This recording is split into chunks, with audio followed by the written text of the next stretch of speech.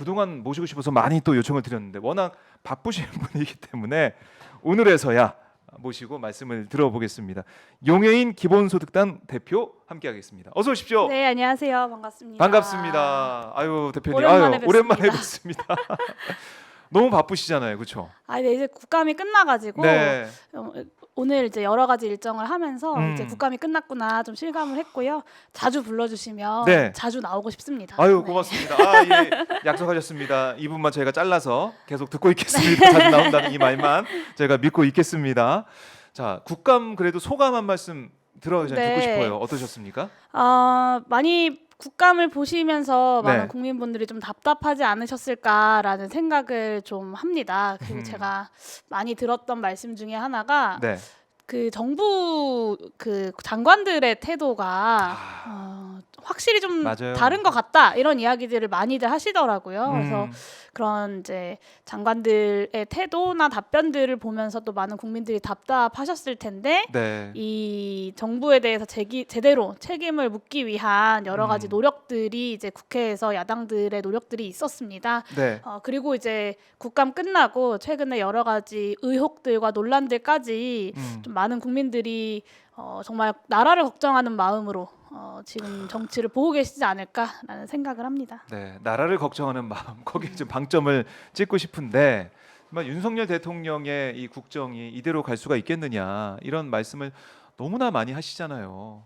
의원님도 좀 주변에서 많이 들으시죠 이런 얘기. 윤 대통령 그만해라, 그만 내려와라 이런 얘기는. 네, 많이 듣기도 하고요. 예. 또 제가 이제 뭐 기자회견이나 이런 걸 통해서 그런 말을 제가 하기도 하고 아마 다 비슷한 마음이시지 않을까 싶습니다. 다 비슷한 마음일 거다라는 거고. 그리고 이제 윤석열 대통령의 육성까지 공개된 이 명태균 의혹 이게 파장이 이제 일파만파인데 어제는 뭐 이준석 명태균의 7불사 공천 모의 녹취까지 공개가 됐어요. 이거 보면서 김건희가 지금 다 이거를 이 하나하나 세팅을 하면서 지시를 한 거 아니냐 이런 생각이 들 정도로 깜짝깜짝 놀라는 그런 상황들이 매일 터지고 있는데 의원님은 이 상황 좀 어떻게 보고 계십니까? 그러니까 우리 야당의 입장에서 네. 윤석열 대통령이 국정 운영을 잘 못하고 있다라는 비판을 참 많이 해왔지만 이 정도까지 자격이 없을까? 대한민국의 헌정이라고 하는 것을 이렇게 유린할 수 있을까라는 네. 생각이 좀 많이 드는 것 같습니다. 정말 어떤 나라를 위한다는 마음이라는 건 온데간데 없고 이 권력과 또 이권에 모든 것을 바치는 사람들이 똘똘 네. 뭉쳐서 뭐 공천 개입이라거나 여론 조작이라거나 이런 사안들을 만들어냈고 그렇게 만들어진 정권이 또다시 이제 뭐 여러 가지 이권에 개입을 하고 네. 또다시 공천에 이제 개입을 하고 이런 문제들이 계속해서 이어지고 있구나. 뭐 그런 고민들이 좀 들죠. 네. 이 난국을 어떻게 타개해야 하는가. 어떻게 타개를 해야 될까? 아유 뭐 여기에 대한 답은 뭐 국민들이 알고 계시다 저는 이런 생각도 드는데 지난주에 이제 민주당이 이제 공개한 윤석열 대통령의 육성 2022년 6월 재보궐선거 당시 국민의힘 그러니까 윤석열 대통령의 공천 개입 의혹이 사실상 확인됐다 지시가 있었다 이렇게 많은 분들이 지적을 하시잖아요. 네. 의원님도 좀 충격을 받으셨을 것 같아요. 네, 매우 놀라웠죠. 그러니까 대통령의 육성이 직접 되는 것이 이제 상상 가능한 일은 아니니까요. 저도 네. 그날 아침에 출근하고 이제 민주당 기자회견을 실시간으로 보면서 예. 굉장히 좀 놀랐었고 이제 공직선거법 86조에 보면 공무원이 자신의 직위와 뭐 직무를 이용해서 선거에 영향을 미치는 행위 자체를 금지하고 있습니다. 근데 네. 그 녹취를 들으면 공관위에서 나한테 들고 와서 내가 김영선 경선 때부터 열심히 뛰었으니까 김영선이 좀 해줘라 이렇게 이야기했다는 건 아니에요. 저는 윤석열 대통령의 자백이 전국의 방송으로 송출이 된 순간이었다고 생각하고 이게 뭐 대통령실에서는 그냥 좋게 말해준 거다. 뭐 당선인 신분이어서 법 위반은 아니다 이렇게 이야기하지만 네. 예전에 이제 윤석열 검사가 박근혜 전 대통령의 경우에는 공천 개입을 모의한 것만으로도 이제 그 징역 8년을 구형하지 않았습니까? 맞아요. 심지어 윤석열 대통령의 공천 개입은 실현이 됐거든요. 저는 선거법 위반의 소지가 굉장히 다분하다고 생각하고 예. 한 7년 8년 전 윤석열 검사가 구형했던 것처럼 제대로 된 수사와 또 법적인 처분이 필요하다라고 보고 있습니다. 네. 윤석열 검사가 당시 검사가 지금 윤석열 대통령의 상황을 본다면 이건 그냥 넘어갈 수 없는 거 아닙니까? 징역 8년까지 자백이죠. 네. 이게 더 심각하다라고 볼 수가 있는데 이 윤 대통령 스스로 대통령 자리에서 물러나야 된다. 뭐 긴급 기자회견까지 열고 뭐 여러 가지 입장을 내놓기도 하셨는데 이건 버티기 어렵다. 버티면 안 된다. 이런 생각을 하시는 거네요. 네, 근데 뭐 저는 그 기자회견은 이제 자격이 없다. 자격이 당신은 없다. 대통령으로서의 자격이 없다. 이런 말씀을 좀 드리고 싶었던 거고 네. 사실 스스로 내려올 것이다. 이렇게 기대하기는 좀 쉽지 않은 상황이잖아요. 그 본인이 무엇을 잘못했는지 지금 네. 국민들이 분노하고 있는 이유가 무엇인지에 대해서조차 이해를 못하고 있는 상황이에요. 그러니까 운영위 국정감사를 보면 네. 그 비서실장이 정치적으로 법적으로 상식적으로 아무 문제될 게 없다 이렇게 이야기를 하잖아요. 맞아요. 그러니까 모든 국민이 다 알고 있는 걸 대통령과 대통령실만 뭐가 문제인지를 모르고 있는 거고 7일에 기자회견을 한다라고 어젯밤에 이제 속보가 떴는데 국민들이 전혀 기대를 하지 않고 있는 것도 대통령이 뭐가 문제인지를 전혀 모르고 있기 때문에 그런 것 같습니다. 그래서 저는 문제를 문제라고 인식하지조차 않고 있기 때문에 네. 스스로 내려오는 걸 기대하기는 좀 어렵다. 결국에는 국회가 움직여야 하는 것 아닌가라는 생각을 합니다. 스스로 내려오지는 않을 거다. 그럼 결국 탄핵밖에 답이 없다. 네, 이렇게. 저는 탄핵의 여러 가지 사유들이 이미 많이 드러났다고 생각하고요. 네. 그것을 잘 정리하고 법적으로 구성해내는 것은 또 국회가 해야 되는 책임이라고 생각합니다. 그래서 탄핵에 대한 이야기는 사실 윤석열 대통령의 육성 녹취가 공개되기 전부터 이제 이야기를 했었는데요. 지금의 상황은 오히려 그 탄핵의 사유가 더 분명해졌다라고 볼 수 있겠죠. 탄핵 사유가 분명해졌다. 뭐 임기 단축 개헌 뭐 이런 얘기도 일각에서 나오고 있던데 이런 거는 현실 가능성 어떻게 보십니까? 뭐 사실 스스로 내려올 가능성이 크지 않아 보이고 이제 탄핵이라는 것도 윤석열 대통령이 임명한 헌법재판관들이 헌법재판소에 다수 포진해 있는 상황에서 뭐 쉽지 않다라고 판단을 많은 뭐 이렇게 하시는 분들이 계시겠죠. 하지만 저는 이렇게 윤석열 대통령은 법적인 처분을 받아야 하는 사람이지 테러를 열어주는 것을 국회가 논의할 수는 없지 않은가 뭐 그런 생각을 좀 가지고 있습니다. 물론 임기 단축 개헌이라고 하는 것이 이제 몇몇 의원님들이 일각에서 제기가 되고 있는 수준이기 때문에 뭐 자세한 내용이 뭐 아직 공론화되지는 않아서 저도 좀 지켜봐야겠습니다만은 테러를 열어주는 방식보다는 원칙대로 법의 처분을 받게 하는 것이 대한민국 헌법을 지키는 길이다라고 생각하긴 합니다. 자, 대한민국 헌법을 지키는 길로 가야 된다 이렇게 강조를 하신 건데.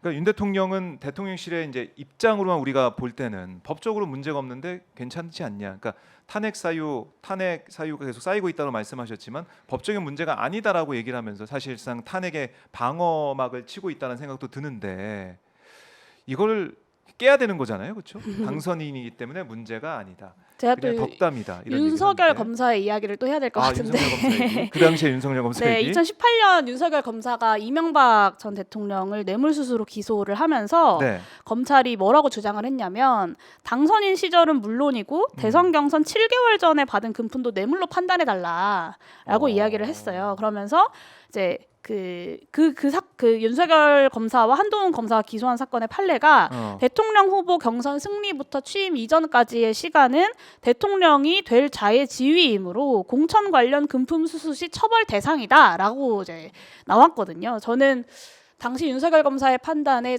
매우 동의하고요.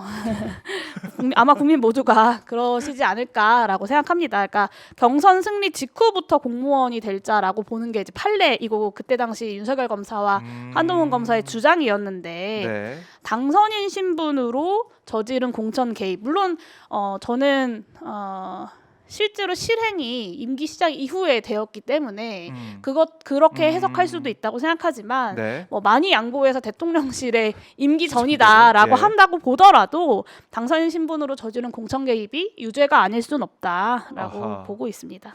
그야말로 윤적윤이네요. 윤석열의 적은 윤석열 이렇게 얘기를 할 정도로 그 당시 이런 또 수사들 했기 때문에 이거 어떻게 된 거냐 국민들이 다시 한번 되물을 수밖에 없는 것이고 검찰은 뭐 계속해서 움직이지 않을 것 같다 이런 생각은 할 수밖에 없을 것 같아요. 네, 지금 그리고 현재로서는. 사실 지금까지 정치 검찰이 보여왔던 태도들을 보면 네. 윤석열 정부 하에서 이 검찰 정부가 잘 유지되기 위해서 굉장히 애를 써왔던 것 아닙니까? 뭐 이제 대통령의 정적이라고 할 수 있는 이재명 대표에 대한 굉장히 광범위한 압수수색을 감행하고 네. 또 그렇게 해서 여러 가지를 기소하면서 지금 재판이 진행되고 있는 중이기도 하고 최근에 이 명태균 씨 관련된 정치자금법 위반 사건 같은 경우도 창원지검에서 이미 고발이 들어와서 알고 있었지만 수사과에 묵혀두고 있었다는 거잖아요. 네. 그러니까 정치 검찰의 목표는 이 검찰 정권이 유지되는 것이기 때문에 네. 사실 저희 신뢰하기가 좀 어렵고 결국에는 특검으로 가야 한다라고 생각합니다. 그래서 김건희 여사 관련된 여러 의혹들뿐만 아니라 이 네. 윤석열, 김건희 그 대통령 부부의 국정농단 사건에 대한 특검 역시도 반드시 진행되어야 합니다. 이제는 뭐 대통령 육성 노티까지 나온 마당에 네. 미룰 수 있는 명분도 없고 미룰 시간도 없다라고 좀 보고 있습니다. 이 특검을 통해서 객관적으로 명명백백히 밝혀낼 수밖에 없는 그런 사안도 계속해서 쌓이고 있다 이렇게 말씀을 하신 건데 참 박근혜 전 대통령이 8년 구형 받고 결국 2년 징역형을 선고받았는데 이 사안 아예 콕 집어서 이름까지 얘기한 이 사안을 또 어떻게 넘어갈까 어떻게 좀 버티려고 할까 이런 생각이 드는데 그러니까 뭐 시중에 회자되는 것은 뭐 그런 만평까지 나오지 않았습니까? 이게 아니 수돗물 마시는 김영선 의원을 떠올리면서 저는 차라리 그렇게 바이든 날리면처럼 그렇게 김영선 회줘라라고 회줘라. 해명을 했다면 국민들이 한번 실소라도 터뜨렸을 텐데 웃음이라도 줬을 라는 텐데. 생각을 했는데 네. 근데 이제 대통령실에서도 사실관계 자체를 부인하지는 못하는 거잖아요. 그게 중요해 보이더라고요. 결국에는 이 사실관계 자체는 인정하는 거고 음. 다만 그것이 법적으로 뭐가 문제냐라고 이제 음. 항변을 하고 있는 상황이죠. 네. 네. 그것이 저는 이 사안이 부정할 수 없는 사안이다라는 것 자체는 대통령실도 인지하고 있다고 봅니다. 대통령실도 인지를 하고 있는 중대한 사안이다. 그래서 지금 야당에서는 뭐 민주당도 지난 주말에 장외 집회를 했고 조국혁신당도 지금 뭐 탄핵 다방 이걸 뭐 대구에서 시작했더라고요. 기본소득당의 입장은 어떻습니까? 네, 이제 지난 토요일 범국민 대회에 저도 참가를 했었고요. 네. 뭐 국민의힘에서 장외 집회를 두고 방탄용이다 이렇게 또 이렇게 틀에 박힌 비난을 하시더라고요. 네. 근데 전 세대, 전 연령, 뭐 전 지역에서 사실 윤석열 대통령에 대한 부정 평가가 굉장히 고르게 나오고 있지 않습니까? 그래서 이미 80%가 넘는 국민들이 윤석열 대통령이 잘 못하고 있다라고 이야기하고 있고 그래야 나라가 산다라고 이야기하고 있기 때문에 뭐 앞으로 장외 집회라고 해야 될까요? 뭐 야당의 장외 집회뿐만 아니라 국민들의 분노가 더욱더 거리로 나올 수밖에 없는 조건이다라는 생각이 들고요. 네. 뭐 사실 시민사회 원로분들 그리고 학계 연구자들도 계속해서 시국 선언을 하고 있습니다. 뭐 민교협 그리고 한국외대 교수진 31명 그리고 시민사회 원로분들이 이제 윤석열 정권 퇴진 시국 선언을 발표를 하셨고 실천적 지식인들이 모여서 이렇게 시국 선언을 한다는 것은 저는 우리 사회에 공통적으로 인지하고 있는 변화가 발생하고 있다라는 생각을 합니다. 과거에 역사적으로 뭐 저희가 공부하고 배웠던 혹은 경험했던 역사들을 보더라도 이런 큰 변화와 국민들의 심판과 뭐 주권자의 어떤 주권을 행사하는 행위가 벌어졌을 때를 돌이켜 보면 늘 이런 이제 시국 선언들과 실천하는 지식인들의 행동들이 있었고 지금도 이제 그런 국면에 접어든 것이 아닌가 라고 좀 보고 있습니다. 그리고 최근에 조중동의 논조가 굉장히 좀 매섭거든요. 그러니까요. 뭐 아내인가 나라인가 뭐 이런 얘기도 하고. 저는 요즘에 조중동의 이제 사설들이 네. 굉장히 좀 이렇게 흥미롭게 보고 있는데 지금의 문제는 이제 진보 보수 뭐 여당 야당을 좀 넘어선 문제가 된 것 같아요. 그러니까 여당과 야당의 문제가 아니라 네. 대한민국 헌정 질서를 지키느냐 아니냐의 문제가 되어 버렸고 지난 주말에 거리로 나왔던 뭐 30만 명의 국민들이 네. 단순히 그냥 윤석열 대통령을 싫어해서 거리로 나온 게 아니라 아. 이 사람한테 계속 대한민국 국정을 맡기면 정말 큰일이 나겠다, 사단이 나겠다라는 위기감으로 거리로 쏟아져 나온 것이다라고 좀 우리가 그렇게 봐야 되지 않을까 싶습니다. 그러니까 이게